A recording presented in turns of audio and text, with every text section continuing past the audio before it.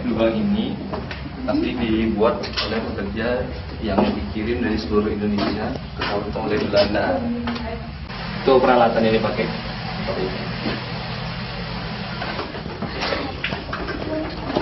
Nah ini juga untuk mengambilnya air.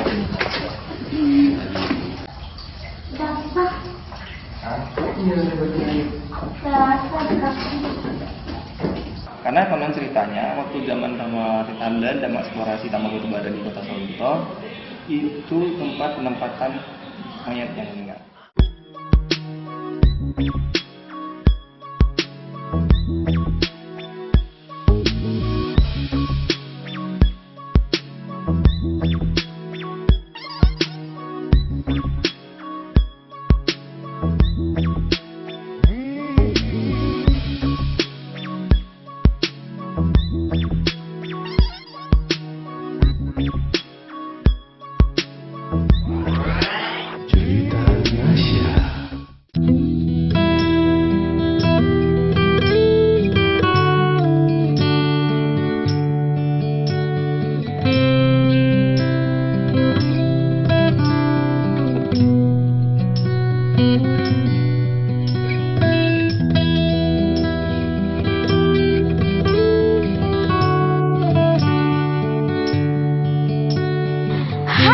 Jumpa lagi di cerita Nasya.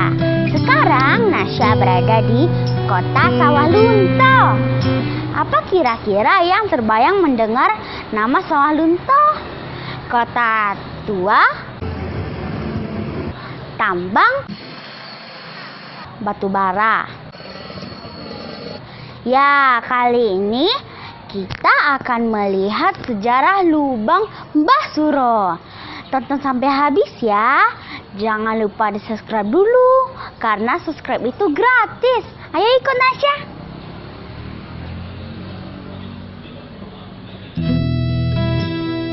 Lubang Mbah Suro merupakan lubang tambang batubara yang bersejarah pada zaman kolonial Belanda. Sekarang sudah dijadikan tempat wisata di kota Sawalunto.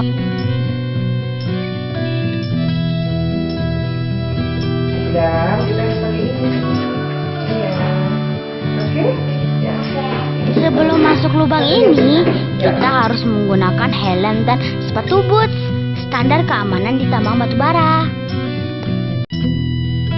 Panjang lubang ini katanya puluhan meter, tapi hanya sekitar 186 meter saja yang dibuka untuk wisata. Yang lainnya ditutup.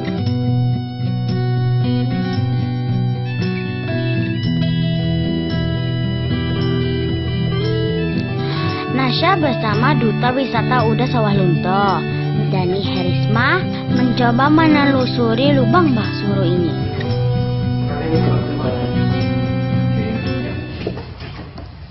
Ini kan area penambangannya. Tapi ini belum batubara. Ini yang udah dikembali seperti ini. Ini yang tengah ya? Bagus. Nah, inilah dinding batubaranya. Dekat dengan batubaranya. Yang asli. Jelas kan? Di sama. Itu peralatan yang dipakai. Sekarang Di lubang ini diberi ventilasi udara agar kita bisa bernafas dengan lega. nanti ingin hanya nggak cepat ya jangan lari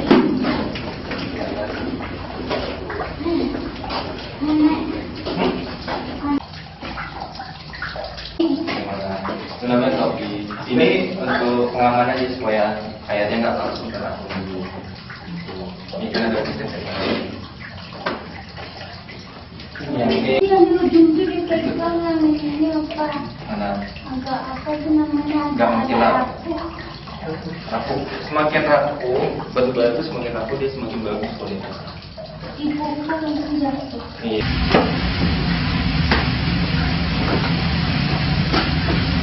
Dan Dan dekat. Sekarang Nasya menuju ke luar lubang sambil menghitung anak tangga. Boleh, tangga cuma 11. Hitung.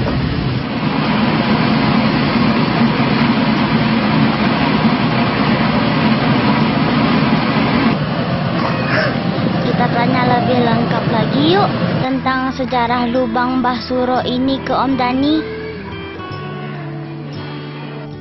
Om, gimana sih Om sejarah tentang lubang Mbah Suro ini?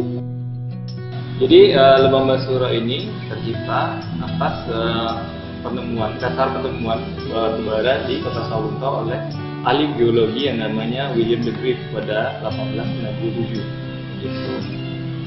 Dan atas dasar tersebut dibawalah orang-orang dari seluruh Nusantara datang ke Sawunto untuk melakukan namanya eksplorasi penambangan tambang batu bara.